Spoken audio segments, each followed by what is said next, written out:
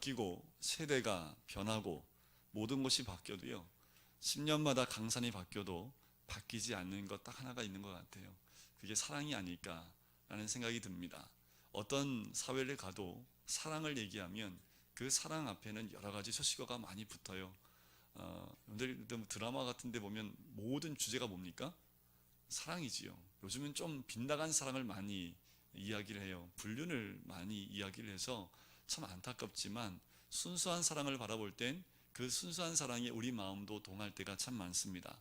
그 사랑이라는 것 참 모든 사람의 가슴을 흔들 수 있고 떨리게 만드는 그 사랑, 이 사랑을 묵상하고 또 기도할 때마다 우리가 사회에서 말하는 사랑은요, 남녀 간의 사랑, 조금은 그런 곳에 포커스가 돼 있고, 또 좀 더 깊어지면 친구 간의 사랑, 좀 더 깊어진다면 부모, 자녀 간의 사랑, 특별히 부모 사랑이 어쩌면 이 땅 가운데서 가장 존귀한 사랑이고 참 귀한 사랑으로 사회에서도 인정할 만한 사랑이지요. 사건들을 많이 보게 되면 아들을 구하기 위해서, 아기를 구하기 위해서 어머니가 몸을, 또한 아버지가 몸을 던지는 그 사건들이 참 많이 등장을 합니다. 시대가 악해질수록 부모 자녀 간의 사랑이 깨지는 모습도 있긴 하지만 여전히 부모의 사랑 때문에 자녀가 생명을 얻는 사건들은 지금도 여전히 있지요. 그래서 사랑이란 하면 우리는 저마다 한마디씩 할 수 있는 무엇인가가 있습니다. 사랑이란 뒤를 한번 채워보시지요 라고 얘기하면 아마도 사랑은 이렇게도 보통 얘기하자면 움직이는 거야. 그죠? 우리 젊은 사람들 사랑은 움직이는 거야.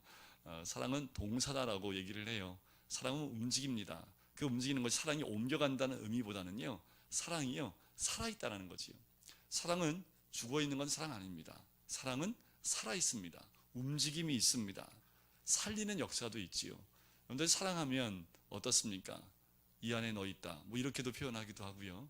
여러 가지 시대가 바뀔 때마다 사랑에 대한 정의가 굉장히 다양하게 등장하는 것 같아요.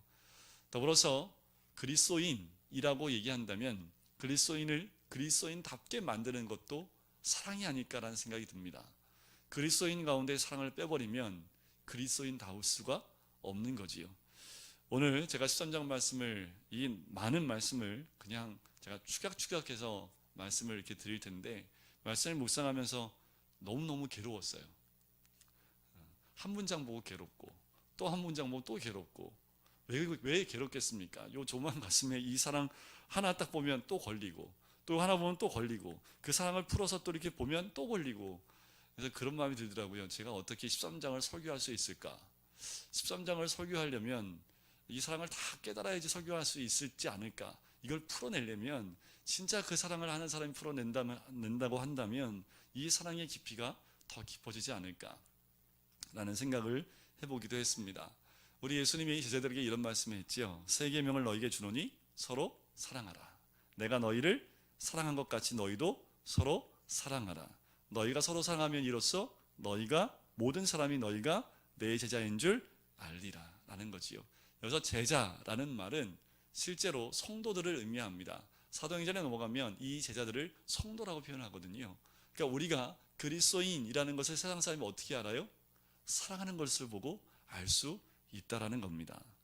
무조건적 사랑을 받은 신자들, 하나님을 통해서 조건 없는 사랑을 받았다는 것, 우리는 그것을 알아요.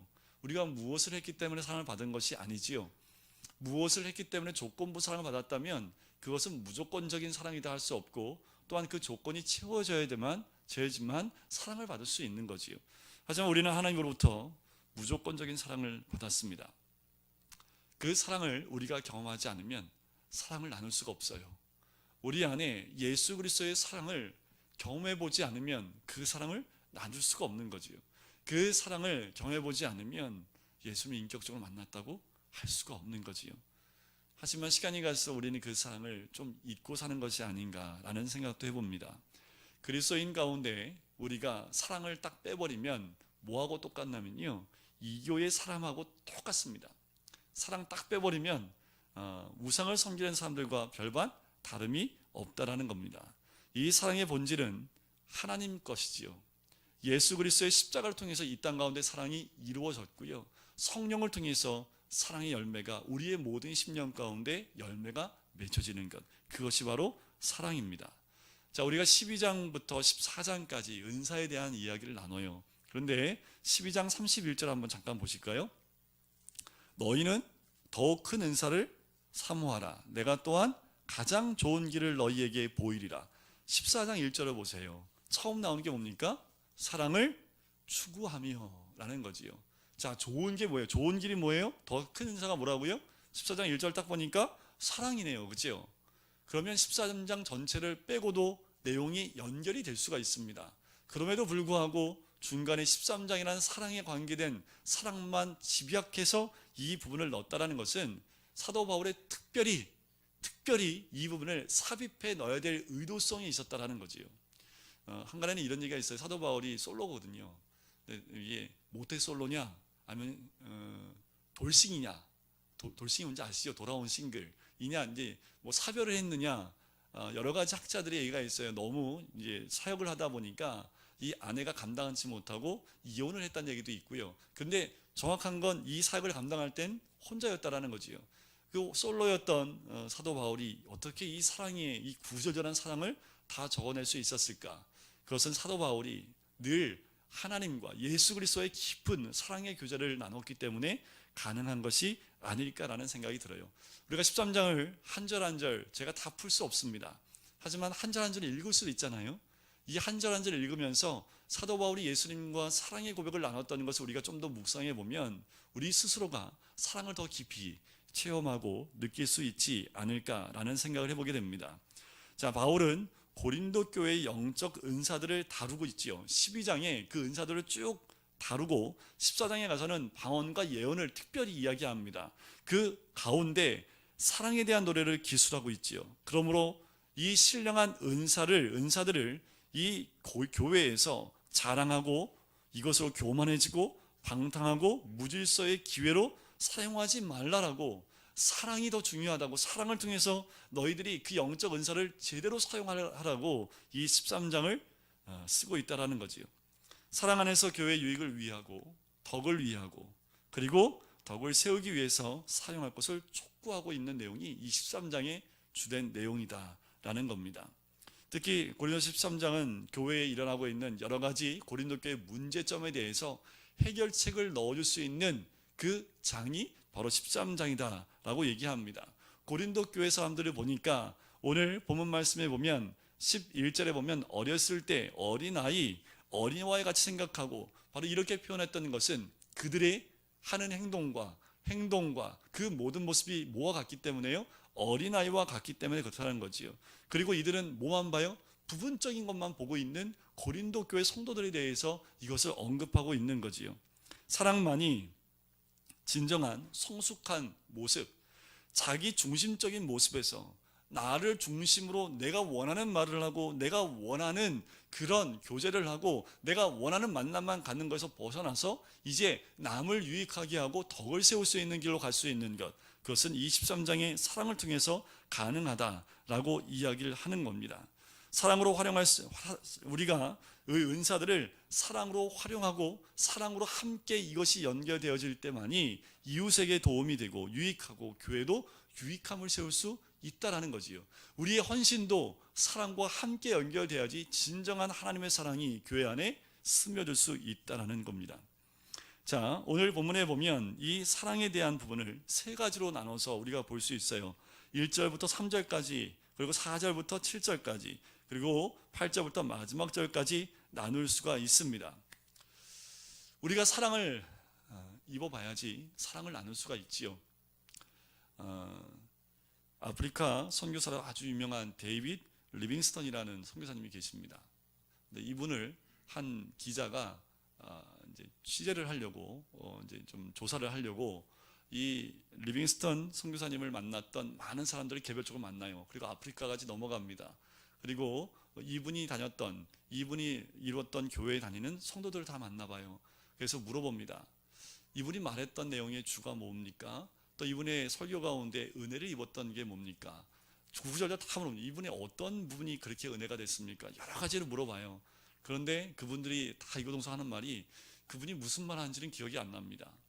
그분이 어떠한 권면을 했는지도 기억이 안 납니다. 근데 딱 한 가지는 압니다. 그분이 우리를 사랑하고 있다는 것은 우리가 다 알고 있습니다. 라는 말을 했다고 하더라고요. 그래서 이 말씀을 딱 보면서 그렇구나. 머리는 잊을 수 있지만 가슴은 잊을 수 없다라는 거지요. 우리가 예수님을 잊을 수 없는 이유가 뭐예요? 예수님을 머리로 만났다면 우리는 예수님을 잊을 수 있습니다. 환경에 따라. 하지만 예수님을 가슴으로 만나면요, 예수님을 절대 잊을 수 없는 거지요. 어떠한 고난이 와도 아픔이 와도 예수님을 멀리할 수 없다라는 겁니다. 자, 첫 번째 단락인 1절부터 3절까지의 내용을 보면 사랑이 없으면 이라는 조건문을 가지고 1절부터 3절까지 내용이 나와요. 자, 사랑이 없으면 어떤 일이 벌어지는지 그 부분을 이야기하고 있습니다. 자, 1절을 한번 볼까요? 내가 사람의 방언과 천사의 말을 할지라도, 처음부터 뭐부터 얘기해요? 방언부터 얘기하네요. 왜 그럴까요? 방언으로 이 문제가 좀 많았던 교회가 고린도 교회입니다. 예배 시간에 한쪽 기도하면은 이 한쪽에서는 방언 기도가 너무 크게 나와서 방언을 하지 못하는 사람은 기도도 못할 정도로 이 질서가 깨어져 있었던 교회가 고린도 교회였기 때문에 그렇습니다. 자, 사랑이 없으면 뭐하고 같아요? 소리나는 구리와 울리는 꽹과리가 된다라고 얘기합니다. 고린도 교회에 있었던 은사의 문제를 1절부터 언급하고 있는 거지요. 사랑이 없으면 무슨 문제가 생기는지가 나오는 거지요. 바울이 가장 먼저 문제로 삼는 건 방언인데, 이 방언을 두 가지로 얘기합니다. 사람의 방언과 천사의 말을 할지라도. 사람들의 방언 그리고 천사들의 말, 그 방언들, 이 모든 것을 다 말할지라도. 그래서 방언에는 두 가지 종류가 있다고 얘기를 해요. 우리가 말하는 언어의 그 방언, 그리고 천사들이 하는 하늘 소리라고 할 수 있는 천사들이 말하는 그 소리로 이렇게 두 가지가 나눠질 수 있습니다. 다 중요하지요. 그런데 이것이 뭐가 빠지면요? 사랑이 빠지면 뭐하고 똑같아요? 시끄럽다는 거죠. 자, 여러분들 여기서 구리라는 것은 구리, 진짜 구리인데요. 구리로 만든 관악기를 말하는 것이 아닐까라는 생각이 들어요. 당시에 뭐 필이나 나팔을 좀 의미할 수 있는데, 우리 윤소리가 밤만 되면 피리를 그렇게 불러대요. 처음엔 정말 삑삑거려가지고 자자 좀 그러면 선생님이 하루에 10분씩 하라고 그랬대요. 10분을 채워야 된대요. 그러면 7층 올라가서 해. 7층 올라가도 그냥 삑삑 소리 나는데, 근데 매번 연습하니까 이제 조금씩 듣기는 좋아지긴 하더라고요. 매일 연습하니까. 그 피리와 같은 게 이게 구리. 꽹과리는 타악기잖아요, 그죠? 우리나라의 꽹과리로 표현을 하고 있는데, 거기서 보면 그냥 두들기는 그 소리가 좀 쨍쨍거리는 나는 그 소리를 의미합니다. 자, 바울이 말하는 고대 악기를 얘기를 해요. 구리로 만든 것, 그리고 꽹과리, 타악기인데요. 바울은 사람과 천사의 방언을 말해도 사랑이 없으면 삑삑 소리 나는 피리 소리랑 같다는 거지요. 꽹과리는 어떻습니까? 심벌지라고 할 수 있겠죠. 이게 한국은 꽹과리겠지만, 꽹과리를 그냥 아무 때나 서대면 어떻습니까? 정말 듣기 힘든 게 꽹과리 소리가 될 수 있는 거지요. 지금 그 방언 소리가 이런 현상을 빚어내고 있다라는 겁니다. 이게 어떤 모습이냐면요, 이방, 그러니까 우상을 섬기는 신전에 들어가면 그 약간 마약 같은 성분을 먹고 완전히 그 뭐 환상에 젖은 것 같은 그 모습으로 막 사람들이 흔적거리면서 이상한 소리를 내고 막 북을 두드리는데 무슨 음악을 하는지도 모를 만큼 모든 것이 막 뒤집박죽되어져 있는 그런 모습을 지금 설명하고 있는 거지요. 다시 말씀드리면 이런 소리들은 한마디로 뭐라고 얘기합니까? 소음이라고 얘기해요. 소음은 어떻게 해야 돼요? 안 나게 해야 되는 거지요. 그죠? 뭐가 이 소음과 같다고요? 아무리 방언을 해도 사랑이 없으면 소음이라는 거예요. 사랑 없는 방언은 불협화음이라는 겁니다. 사랑이 있을 때 비로소 방언은 하모니를 이룰 수 있다는 겁니다. 사랑이 모든 소리를 듣기 좋게 좋아하는, 좋게 만드는 기본은 화성음을 만들 수 있다는 것입니다. 사랑이 없으면 이것이 조화가 안 되기 때문에 깨져 있는 소리, 듣기 싫은 소리가 될 수 있는데, 사랑이 있으면 이 모든 것이 하모니가 되어져 정말 아름다운 소리를 낼 수 있는 그 소리가 된다라는 거지요. 자, 두 번째는 2절에 나오지요.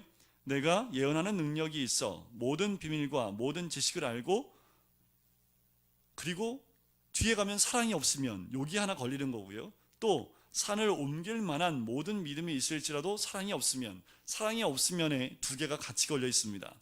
근데 맨 마지막에 뭐가 나와요? 사랑이 없으면 어떻다고요? 내가 아무것도 아니요라는 겁니다. 중요한 것이 마지막에 딱 걸려 있습니다. 바울이 두 번째로 문제 삼는 것은 예언과 믿음입니다. 내가 예언을 할지라도 사랑이 없으면 아무것도 아니고, 내가 믿음이 있다 할지라도 사랑이 없으면 아무것도 아니라는 겁니다. 이 조건문에 걸리고 있는 거지요. 자, 예언을 하면 두 가지입니다. 자, 예언하는 능력이 있어 모든 비밀, 아무도 모르는 하늘의 비밀한 것을 알게 되고, 또한 모든 지식을 알게 되는 거지요. 한편으로는 아직 감춰진 일들을 알게 되는 그 예언, 한편으로는 이미 드러난 일들을 우리가 자세히 알 수 있는 그 모든 것을 알게 된다 할지라도, 비밀을 알고 그 지식을 안다 할지라도 사랑이 없으면 어떻게 된다고요? 아무것도 아니라는 겁니다. 사랑 없는 지식은 허무하다는 거지요. 여러분들, 지식을 알기 위해서 미친 듯이 책을 뒤적거리고 지식을 채우기 위해서 현자를 만나러 다니는 그 몸은 결국 피곤할 수밖에 없는 거지요.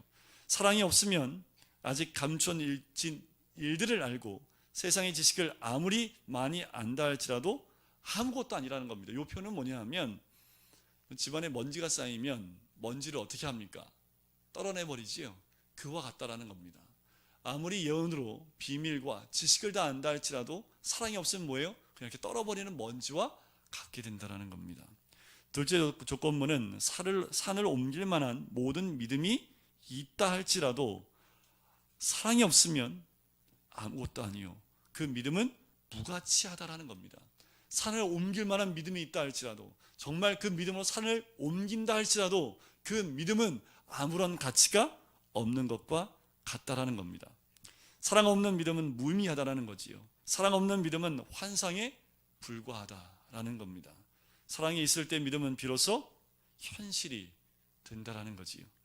사랑은 모든 믿음을 현실화시키는 그 능력이 있는 것이 사랑입니다.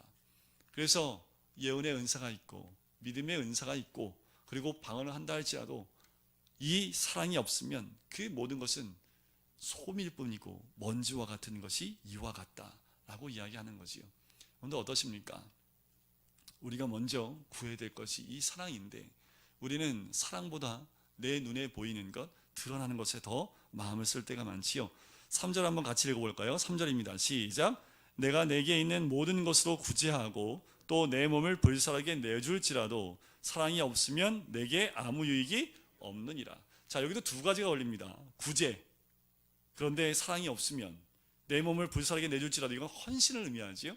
헌신이 있다 할지라도 사랑이 없으면 아무 유익이 없다라는 겁니다. 이 유익이 없다는 건 뭐냐면, 상거래 가운데 뭘 주고 사면 유익이 있어야 되잖아요. 그런데 우리가 아무리 구제하고 헌신을 하다 할지라도 사랑이 없으면 전혀 유익함이 하나도 없다라는 거지요. 자, 내게 있는 모든 것으로 구제한다 할지라도, 구제는 사랑 없이는 행할 수 없어요, 있어요? 할 수 있지요. 사랑 없이도 할 수 있습니다. 이 구제할 때 좀 조심해야 될 게 있습니다. 감정적인 구제, 이게 사랑이 아니라 이제 교회에서 이제 많이 이 구제를 위해서 영상을 틀 때 주로 어떤 영상을 많이 틉니까? 불쌍한 영상을 그 불쌍한 것도 아주 극한의 불쌍한 모습. 북한 아이들을 돕는다고 하면 북한 아이들이 어떤 모습만 보여줘요? 주로 누워 있고 저보다 더 마르고 배는 볼록 튀어나와 있고 내일 완전히 해골로 남아 있는 아이들의 모습만 쫙 나열하고 나면 성도님들 어떻습니까? 마음에 이제 막 일어나죠. 헌금이 많이 나와요. 근데 그렇게 감정적으로 하는 그 헌금은요, 결국 그런 구제는 문제가 생깁니다. 결국 나중에 보면 후회하고요. 그래서 어떤 분이 그러더라고요. 그렇게 해서 집에 갔더니 이제 남편이, 야, 이거 돈 다 어디 갔냐? 했더니 교회 헌금하고 왔다고. 그랬더니 이 남편이 교회 안 다니는 남편이에요. 또 목사 다 주고 왔구만.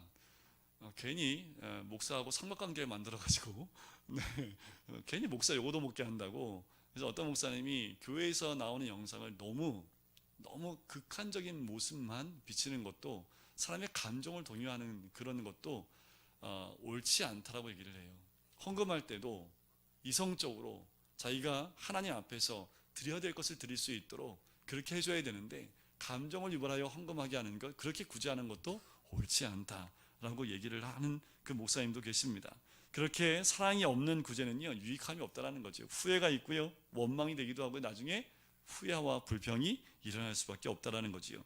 두 번째 조건문은 헌신입니다. 내 몸을 불사르게 내어주는 헌신이 있다는 거지요. 바울은 사랑이 없으면 이 헌신도 아무런 유익이 없다라는 겁니다. 사랑이 없으면 용기를 보이기 위한 헌신도 아무런 유익함이 없다라고 얘기하는 거지요. 자, 그 다음에 나오는 4절부터 7절까지의 내용은요, 그러면 사랑은 무엇인가의 포인트가 되어져 있습니다. 자, 사랑이 없으면 이런 것과 같은데, 그러면 사랑이 도대체 무엇이냐? 자, 방언을 아름다운 음악으로 만드는 것이 사랑이지요. 지식과 믿음의 가치를 부여하는 것이 사랑이지요. 구제와 헌신을 엄청난 유익으로 이끄는 것이 사랑입니다. 근데 이 사랑이 무엇이냐라는 거지요. 그 사랑의 속성을요, 긍정문으로 표현하기도 하고요, 이어서 무엇이 아니다라는 8가지 아니다라는 표현으로 부정문으로 사랑을 표현하기도 합니다. 그리고 마지막으로 4번의 모든 것이라는 단어를 통해서 정리하는 것이 7절 마지막 절에 나와요. 자, 4절을 보실까요? 우리가 많이 부르고 있는 찬양이잖아요, 그죠? 사랑은 언제나 오래 참고, 이게 여기부터 나오는 겁니다. 네, 오래 참고 온유하며, 사랑의 가장 대표적인 2가지의 정의입니다. 첫 번째는 오래 참음이라는 거지요. 자, 오래 참음이란 무엇을 의미하냐면 기다리는 마음입니다. 급하게 무엇을 이루려고 하지 않는 자세라는 겁니다. 다시 말씀을 드리면 섣불리 무슨 일을 해치우는 마음이 아니라는 거지요. 사랑은 긴 마음입니다. 기다리고 기다리는 마음이라는 거지요. 사랑은요, 숨을 크게 들이쉬고요, 멀리 보는 마음, 그것이 사랑이다라는 겁니다. 근데 참는 거 쉽지 않잖아요, 그죠? 호흡을 몇 번 하셔야지 참을 수 있는 거지요. 그 2번째가 사랑은 온유하며라고 합니다. 온유는 부드러움과 친근함을 의미하는데요. 여러분들, 온유한 사람은 어떤 사람이냐면요, 약한 사람이 온유할 수 없습니다. 온유할 수 있지요. 근데 이 나라에서 우리나라에서 말하는 그 온유함은 연약함을 의미하는 그런 의미가 아닙니다. 이 온유함이라는 그 원어를 보면 이런 뜻이에요. 그 야생마를 길들여서 주인의 말에 순종하게끔 만드는 것, 그것이 온유함입니다. 힘이 넘치는데 그 힘을 조절해서 사용할 수 있게끔, 일률적으로 사용할 수 있게끔 만들어 놓은 상태를 온유함이라고 얘기를 합니다. 여러분들, 이 성경 인물 가운데 온유함이 가장 승했던 사람이 누굽니까? 모세였죠, 그죠? 모세가 처음 자기가 이스라엘 민족의 리더로 세워지려고 할 때 어떻게 했습니까? 힘을 제어하지 못하지요. 그래서 어떻게 해요? 죽이잖아요. 그리고 모래에 감추지요. 그 힘 빼는데 몇 년 걸렸어요? 40년입니다. 그걸 힘 다 빼서 온유함으로 만드는데 40년이 걸렸다는 거지. 모세가 능력이 있던 사람입니다. 힘이 많았던 사람이에요. 그런데 그 온유함을 나타내기 위해서 40년의 세월이 필요했다라는 거지요. 온유함은 힘없는 사람이 아니라 그 힘을 적당하게 사용할 수 있게끔 준비시키는 것, 그것이 온유함이라고 이야기할 수 있습니다. 그래서 온유하다는 것, 사랑하는 사람, 사랑이 있는 그 온유함이 있는 사람은요, 처음 만나도요, 오래 만난 것 같아요. 잠깐 만났는데도 참 왜 이렇게 오래 만난 것 같이, 난 전에 많이 본 것 같다라고 말할 정도로 오래 부드러움과 그 친근함 때문에 만나는 것이 더 기뻐지고 또 만나고 싶은 사람이 될 수 있다라는 거지요. 오래 참음과 온유는 사랑의 근본적인 성격입니다. 사랑의 속성들은 바로 이 오래 참음과 온유의 다른 표현에 불과하다고까지 얘기할 수 있는 거지요. 그 다음에 나오는 것들이 아니며 이것에 연결됩니다. 4절 뒷부분에 나오는데요, 시기하지 아니하며, 사랑은 자랑하지 아니하며, 교만하지 아니하며, 무례히 행하지 아니하며, 자기의 유익을 구하지 아니하며, 성내지 아니하며, 악한 것을 생각하지 아니하며, 불의를 기뻐하지 아니하며, 진리와 함께 기뻐하고. 여기다가 사랑 대신에 여러분들 이름 넣어서 한번 쭉 읽어보세요. 끝까지 읽혀지신가요? 오늘 마음이 좀 힘들고 화가 날 때 여기 13장에다 자기 이름을 딱 넣고 한번 읽어보세요. 그럼 마음이 금세 가라앉습니다. 왜 가라앉을까요? 자꾸 선포하시는 거예요. 자, 시기라는 것을 무엇을 의미합니까? 여기서 사랑하지 않은 것 8가지 내용을 이야기하는데, 자, 먼저 경쟁적인 마음과 관련해서 시기와 자랑과 교만, 이 3가지를 얘기합니다. 시기, 자랑, 교만. 자, 사랑은 시기하지 않는답니다. 이것은 경쟁적인 마음을 품는 것을 의미하는 거지요. 사랑은요, 오히려 나보다 남을 더 낮게 여기고 그것에 대해서 감사하는 것, 그것이 시기하지 않는 마음이지요. 내가 갖지 못한 것을 가진 자를 보면 칭찬하는 마음이 시기하지 않는 마음이지요. 내가 이루지 못하는 것을 이룬 사람을 보았을 때 마음을 다하여 축하할 수 있는 것, 그것이 사랑이지요. 이 말씀을 딱 쓰고 보니까 하나님 나라가 이와 같은 거지요. 하나님 나라를 안에 들어가면 그 특징 가운데 하나가 이와 같은 거지요. 사랑은 나보다 남을 낮게 여기는 것, 그것이 바로 누구의 마음입니까? 그리스도의 마음이지요. 나보다 남을 낮게 여기면 어떻게 그 사람을 대하겠습니까? 말 하나를 할 때에도 그 사람을 존귀하게 생각하고 존중하면서 이야기를 할 수 있겠지요. 사랑은 존경하기를 먼저 하는 것이라는 거지요. 시기는 이를 성사시키는 대신에 파괴시키는 놀라운 힘이 있습니다. 자, 사랑은 자랑하지 않아요. 자랑한다 라는 말은요, 본래 원어의 뜻을 보면 바람주머니라는 뜻이 있어요. 여러분들, 사람들한테 저 사람 바람 들어갔네, 이 말 가끔 쓰지요. 어떤 사람한테 바람 들어갔다고 얘기합니까? 막 좀 이렇게 네, 하여튼 자랑은 하는데 얘기는 한 100가지를 얘기하고 있으면 저 사람 좀 바람 들어간 것 같은데, 뭔지 몰라도 좀 바람 들어간 것 같은 느낌이 나지요. 뭐라고 얘기합니까? 그걸 허세 부린다, 그죠? 허풍한다, 허세한다, 과장한다. 사랑에는 그 허영과 허풍이 없다라는 의미입니다. 자, 교만이라는 말은요, 본래의 뜻이 부풀리다는 뜻이 있어요. 그러니까 교만은 높은 데 마음을 두고 있는 것, 스스로 지혜 있는 채 하는 것. 그리고 그렇지만 사랑은 반대로 겸손한 마음을 품는 거지요. 사랑은 어떻게 흐른다고 그래요? 위에서 낮은 데로 흐르잖아요, 그지요? 사랑은 낮은 곳으로 내려오게 되어 있습니다. 사랑이 많은 사람일수록 어디에 머물러 있어요? 낮은 곳에 머무릅니다. 사랑도 내리사랑이라고 얘기를 하고 있는데, 성경에서 나온 말이 아니라 우리끼리 하는 얘기인데도 사랑은 아래로 흘러간다고 얘기를 하지요. 그 사랑은 그렇게 낮은 곳에 머물게 하는 의미가 있습니다. 또한 대인관계에 관련돼서 무례와 자기 유익에 대한 이야기를 합니다. 무례히 행하지 아니한다라는 말은 사랑은 예의가 있다라는 거예요. 자, 얘가 사랑이 많아요. 그러면 모든 사람 대할 때 존중할 뿐만 아니라 그 인격을 귀하게 여긴다라는 거지요. 선진국과 그렇지 않은 나라의 차이점을 여기서 둘 수 있습니다. 무례히 행하지 않는 것, 사람 그 인격을 존중히 여기는 것. 선진국 갈수록요, 약한 사람이 더 존중받습니다. 제가 캐나다에 청년 때 잠깐 갔을 때, 그때 그러니까 벌써 20년이 지났는데 버스가 쓰는데요, 버스를 타는데 어떤 그 장애 우가요, 전동차를 타고 올라가요. 그러면 거의 버스는 그때부터 이미 이게 뭐가 찍 나오더니 바로 인도까지요, 그 다리가 쫙 연결이 됩니다. 올라와서요, 그 사람이 그 안전벨트를 매는데요, 꽤 오랜 시간이 걸리는데 안에서 단 한 명도 아무도 얘기를 안 해요. 그냥 가만히 있습니다.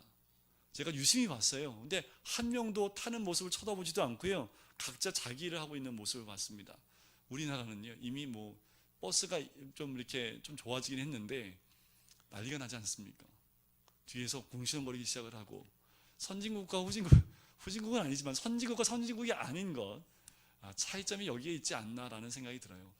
그러니까 외국에 가면, 선진국에 가면요, 여자가 더 대우를 받는다고 얘기를 하더라고요.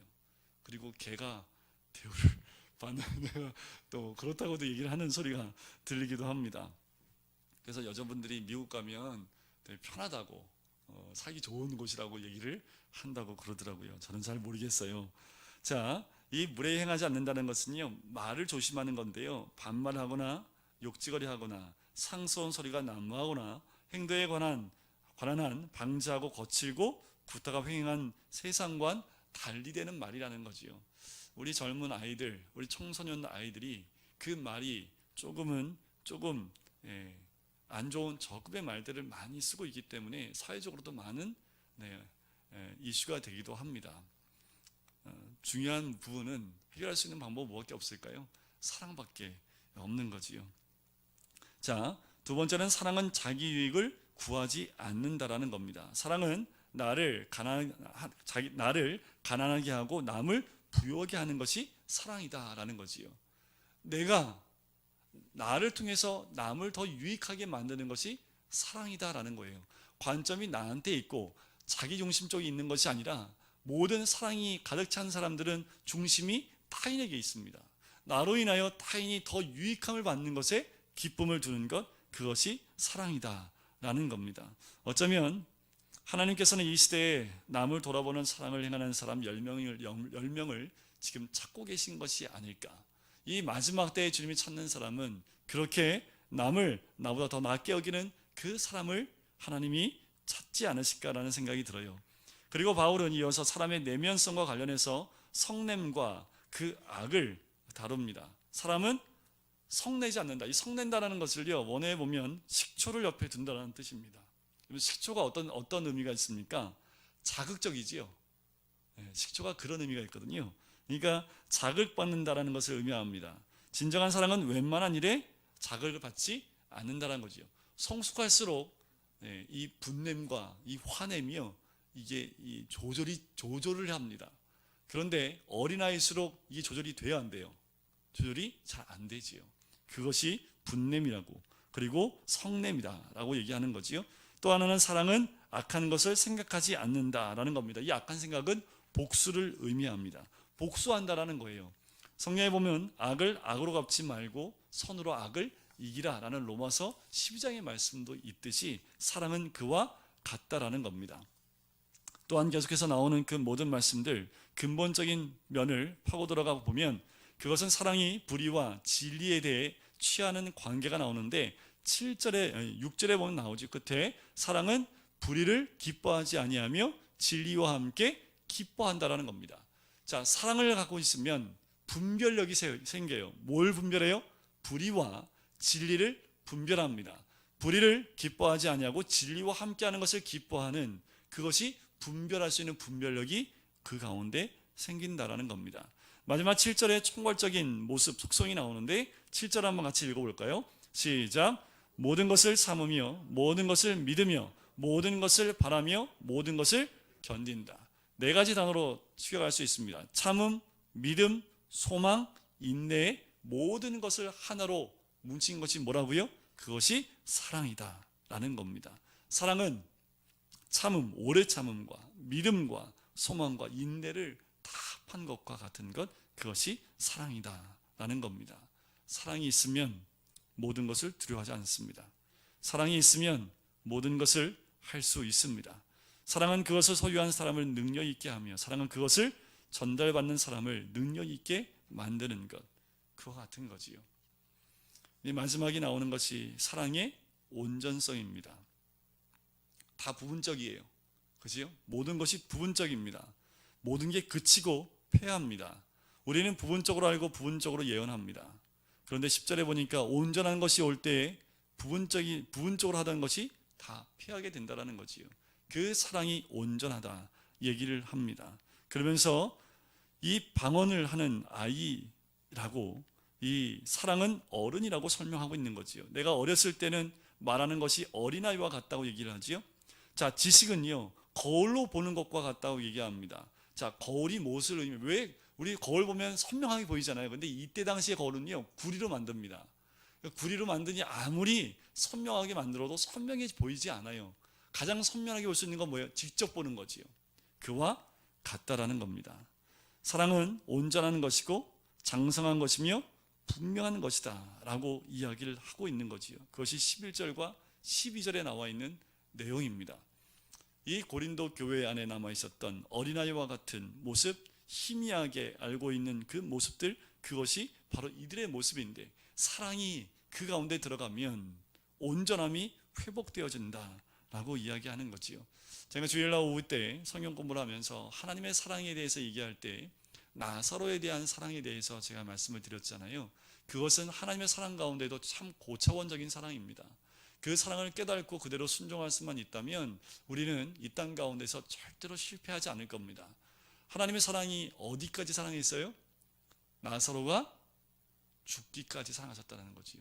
죽는 걸 기다리는 것만큼 사랑하셨다는 겁니다. 사랑하는 사람이 완전히 죽음을 맞이해서 부활하기 위해서는 죽음을 맞이해야 되기 때문에 그 고통을 보고 사랑으로 참는 그 순간에 하나님의 사랑을 우리가 볼 수 있었다라는 거지요. 믿음도 큰 은사입니다. 소망도 큰 은사이지요. 여러분들, 믿음은 예수님 오실 때 끝나지요. 그죠? 소망은요, 그것도 예수님 오실 때 끝납니다. 사랑은요, 계속입니다. 믿음, 소망, 사랑은 다 있지요. 하지만 주님이 오셔도 계속 연결되어져 나가는 것, 계속 있는 것은 사랑입니다. 그래서 아마도 사도 바울은 사랑이 제일이다, 그 중에 제일은 사랑이라 라고 이야기하지 않았을까라는 생각이 들어요.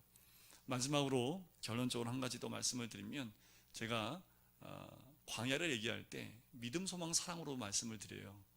애굽에서 나올 땐 무엇이 필요합니까? 믿음이 필요합니다. 광야의 40년을 지나갈 때는 뭐가 필요할까요? 소망이 필요하지요. 하나님 나라에 들어갈 수 있는 소망이 필요합니다. 하지만 가나안 땅인 하나님 나라에서 살려고 하면 뭐가 필요합니까? 사랑이 필요한 거지. 믿음, 소망, 사랑 다 있지만 우리가 하나님 나라 가운데 거하게 할 수 있는 것, 그것은 사랑이기 때문에 그 사랑이 정말 중요하다는 거지요. 우리 모든 성도님들 또한 우리 교회가 그 사랑으로 충만해서 이 마지막 때에 그 사랑을 나눌 수 있는, 금강교회를 보니 그리스도인다운 그리스도인이 무엇인지 알겠다 라는 그 고백이 우리 모든 성도님 가슴 가운데, 또한 우리 모습 가운데 드러나시기를 주의 이름으로 간절히 축원드립니다. 우리 이 시간에 잠시 같이 기도할까요?